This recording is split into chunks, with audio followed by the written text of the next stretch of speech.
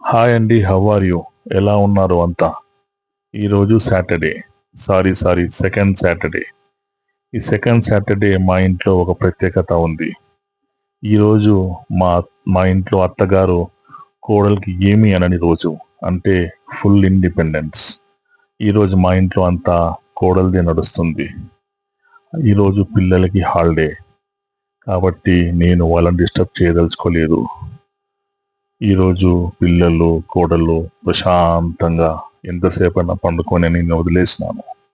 ఎందుకంటే వారమంతా కష్టపడి ఉంటారు కాబట్టి. ఈరోజు మా భార్యకి ఎంత స్వేచ్ఛ అంటే నేను పిలిచినా, గంతేసినా, అరిచినా, గట్టిగా శబ్దం చేసినా నిద్ర లేయదు.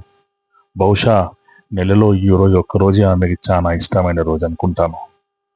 ఇకపోతే అత్త అంటారా, రాత్రి అంతా సీరియళ్ళు చూసి వీకెండ్ ఎంజాయ్ చేస్తూ ఉంది. ప్రశాంతంగా పండుకుంటాంది గురక పెట్టి అని. ఆ శబ్దం వినలేక వీళ్ళ నిద్ర చూడలేక నేను టపక్కని బయటికి బయలుదేరాను పళ్ళు తోముకొని. ఒక మాట మాత్రం నిజమండి, మనము భార్యని, అమ్మని, పిల్లల్ని ఇంపార్టెన్స్ ఇవ్వాలి. వాళ్ళని కూడా స్వేచ్ఛగా వదిలేయాలి. ఈ ఒక్కరోజు మాత్రం మా భార్య ఏం చెప్తే వింటాను. అందుకోసమే ఆమెకి డిస్టర్బ్ చేయకుండా నేను బయటకు వచ్చేసాను. ఈరోజు నేను నా డైట్ సంథింగ్ డిఫరెంట్గా ఉంటుందండి.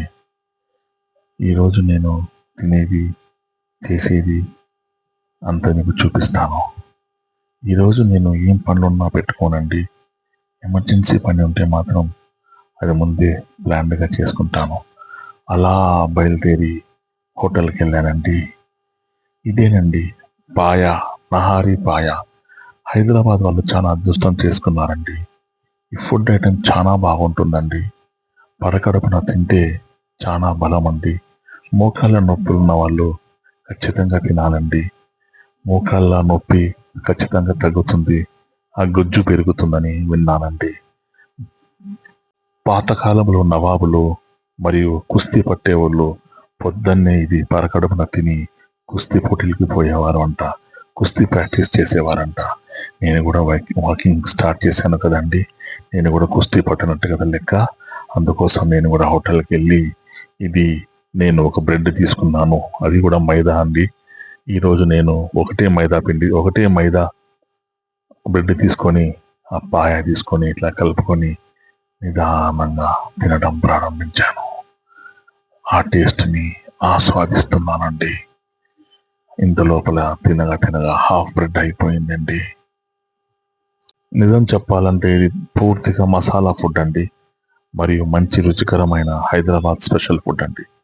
ఇలా పాయ ఒకటి తీసుకొని అరిగించేశానండి.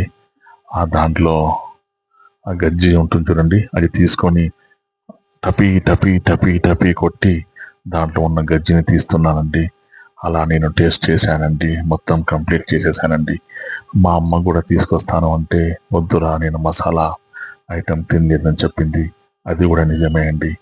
మా అమ్మ చెప్పేది కరెక్టేనండి. ఏజ్ పైబడిన వాళ్ళు ఇది డైజెస్ట్ అవ్వడం చాలా టైం టేకింగ్ ప్రాసెస్. కానీ నెలలో ఒక్కసారైనా ఖచ్చితంగా ఈ పాయ తినాలా. దీనివల్ల మనకు మోకాళ్ళ నొప్పి ఉండదు, ఆ గుజ్జు అనేది ఫామ్ అవుతుంది. నేను మాత్రం నా ఏజ్కి, నా లిమిట్కి, నా పొట్ట ఎంత తీసుకుంటుందో అంతే తిన్నానండి. కానీ ఇది మాత్రం ఖచ్చితంగా ఒకటి గుర్తుపెట్టుకోండి, తింటే పొద్దున్నే తినాలి, లేదంటే సాయంత్రం 6 గంటల లోపల తినాలి. ఇది హైదరాబాద్ చేసుకున్న పుణ్యం అండి. ఇది పాయా మసాలా ప్రతి ఒక్క హోటల్లో, మంచి హోటల్లో దొరుకుతుంది. నేను ఖచ్చితంగా ఇది ఇంట్లో ఎలా చేస్తారో కూడా ఒక వీడియో చేసి చూపిస్తాను. అలా ప్రశాంతంగా పాయ అరిగించేశాను. ఈ పాయ ఈజీలీ డైజెస్టబుల్ ఫుడ్ అండి. ఇది ఇంట్లో ఎలా చేయాలో కూడా నేను చూపిస్తాను నా నెక్స్ట్ వీడియోలో. ఇది ఖచ్చితంగా నెలకు ఒకసారైనా తినండి. ఇది చాలా హెల్తీ ఫుడ్. నేను ఉదయాన్నే, ఈరోజు సెకండ్ సాటర్డే, ఉదయాన్నే ఏమీ తినకుండా డైరెక్ట్గా హోటల్కి వచ్చేసానండి. వచ్చి ఒక పాయ, ఒక బ్రెడ్ కలుపుకొని అరిగించేసానండి. ఈ తర్వాత ఒక టీ తాగానండి, ఫుల్ టీ. ఇరానీ చాయ్, హైదరాబాద్ ఇరానీ చాయ్. ఇది నచ్చని వాడు ప్రపంచంలో ఎవడుండడండి. ఇది తాగిన తర్వాత ఇంటికి బయలుదేరానండి. ఇంటికి వచ్చేసానండి. ఇంటికి వచ్చిన తర్వాత వాకింగ్కి బయలుదేరదాం అనుకుంటే మా అమ్మ తీసుకొచ్చి ఒక నిమ్మకాయ చేతిలో పెట్టిందండి. ఎందుకమ్మా అని అడిగానండి. ఎందుకమ్మా అంటే దానికి మా అమ్మ, ప్రపంచం మొత్తం చూస్తామంది, నువ్వు డైట్ చేసేది, నువ్వు ఏం తినేది, నీకు దిష్టి తగులుతుందని చెప్పి మంత్రంతో చదివి ఉఫ్ఫు ఉఫ్ఫు అని ఊది ఒక మంత్రం తయారు చేసుకుని తీసుకువచ్చాను రా అని చెప్పిందండి బాబు. ఎంత ప్రేమనైనా అంటే మా అమ్మకి. సరే ఎందుకు కాదంటాం, పోనీలేని తీసుకొని జోబులో పెట్టుకున్నానండి. ఇక వాకింగ్కి బయలుదేరదాం అనుకోగా ఇంత లోపలే ఆ సీన్ మొత్తం నా భార్య చూసిందండి. ఆమె కూడా ఒక పిన్నిస్ తీసుకువచ్చి, నేను కూడా మంత్రం చదువుతాను, మా ఆయనకి బాగా చూసుకుంటానని ఆమె నోటితో మంత్రాలు చదవడం స్టార్ట్ చేసింది. ఆ పిన్నిస్ చూస్తా ఏవేవో జామ్ జూమ్ జట్ జట్ భలాని జట్ చట్ చపాని టప్ టప్ టపాని అని మంత్రాలు చదువుతా ఉందండి. గట్టి గట్టిగా ఆమె ముఖం వైపు చూస్తానే ఉన్నానండి. ఎనలేని కోపం, ఆవేశం అంతా ఆ పిన్నిస్ పైన చూపిస్తుందండి. అలా చేసి లాస్ట్కి అని నా పైన ఉమ్మిందండి. నా పైన ఉమ్మిందో ఆ పిన్నిస్ పైన ఉమ్మిందో అర్థం కాలేదండి. నా బాధ ఎవరికి చెప్పుకోనండి బాబు. ఇలా తగలబడిందండి నా జీవితం. ముఖం కడుక్కొని మంత్రం చదివిన నిమ్మకాయ, మంత్రం చేసిన పిన్నిస్ తీసుకొని జేబులో పెట్టుకొని వాకింగ్కి బయలుదేరే ముందు ఒక పాన్ బిడా వేసుకున్నానండి.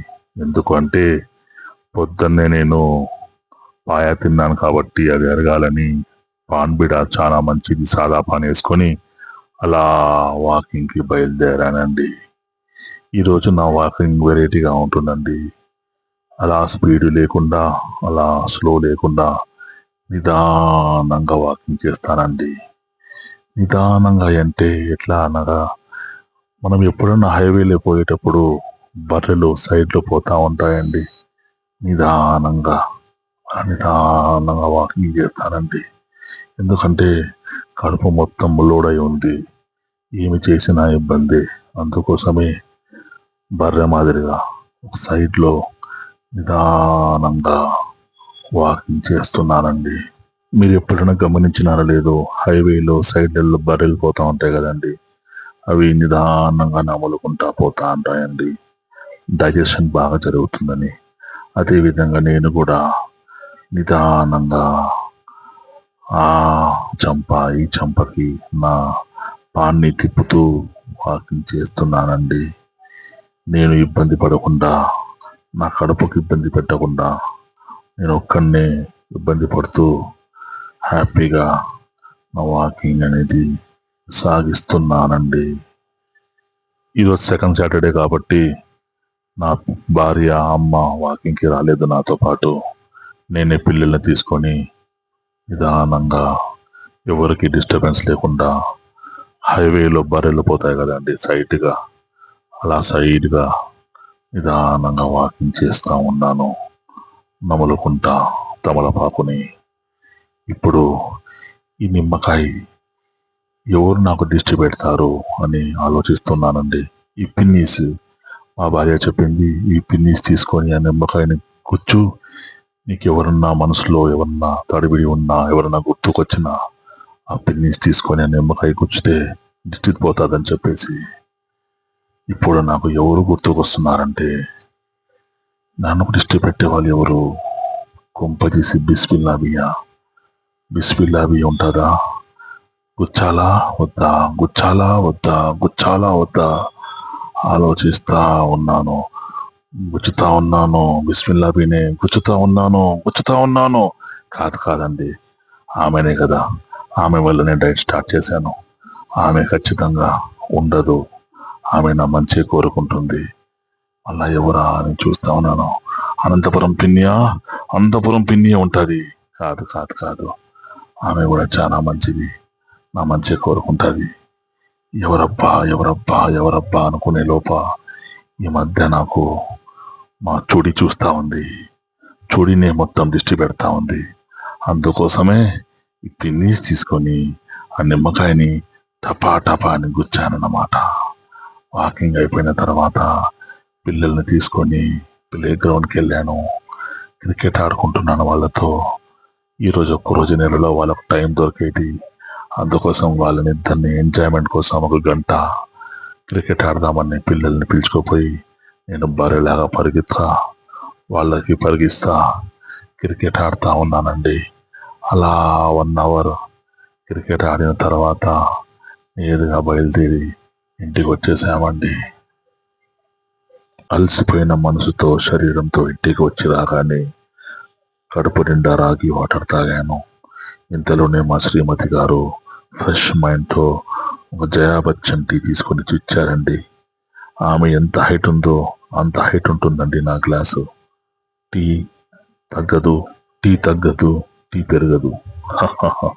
ఇక జీవితం అంతా ఈ జయా బచ్చన్ టీతోనే జీవితం సాగించాలని డిసైడ్ అయ్యి టీ తాగి ఫ్రెష్ అప్ అవడానికి వెళ్ళాను. ఇక మధ్యాహ్నం టైం రానే వచ్చింది. పొద్దున్న ఫుల్లీ లోడెడ్ కాబట్టి మధ్యాహ్నం ఓన్లీ పెరుగన్నం తిన్నాను అన్నమాట. 3:30కు ఫ్రూట్స్ తిన్నాను. కొన్ని యాపిల్, కొన్ని పప్పాయ, కొన్ని వాటర్ మిలన్ కోసుకొని తిన్నాను అన్నమాట. మరియు 5:30, 5:45 మధ్యలో ఒక జయా బచ్చన్ టీ తాగి నా భార్యామణి గారు సినిమాకి పిలుచుకుపోవంటే సరే వాళ్ళ సరదా ఎందుకు కాదనాలని చెప్పేసి ఫ్యామిలీ మొత్తం తీసుకొని తండే సినిమాకి వెళ్ళాను. ఈరోజు నేను నా భార్య చెప్పింది వింటాను కాబట్టి అందరం కలిసి వెళ్ళాము. మా బొడ్డోడు పోతానే నాకు పాప్కార్న్ కావాలా, కూల్ డ్రింక్ కావాలా అని చెప్పి సతాయించడంతో అన్లిమిటెడ్ పాప్కార్న్ తీసుకున్నాను. సినిమా అయిపోయే వరకు ఎన్నిసార్లైనా తినొచ్చు. ఈ సినిమా అయిపోయే లోపల మొత్తం ఒక 8 బకెట్లు పాప్కార్న్ మరియు 4-5 బకెట్లు కూల్ డ్రింక్ తాగేశాడన్నమాట. నాకు చూపిస్తూ మజా చేసుకుంటున్నాడు వాడు. నన్ను ఎదుగతాళి చేస్తున్నాడు. నేను బాధతో కుమిలిపోతా ఉంటే వాడికి తోడు ఈ జిలేబీ గాడు కూడా నన్ను చూసి కామెంట్ చేసుకుంటా నవ్వుకుంటా తింటా ఉన్నాడు. బహుశా ఇన్ని రోజులేందో తిని వాళ్ళ అమ్మ చెప్పిందంట చిక్కిపోతామని. అలాంటి సూచనలు ఏం కనపడడం లేవని చెప్పండి వాళ్ళ అమ్మకి.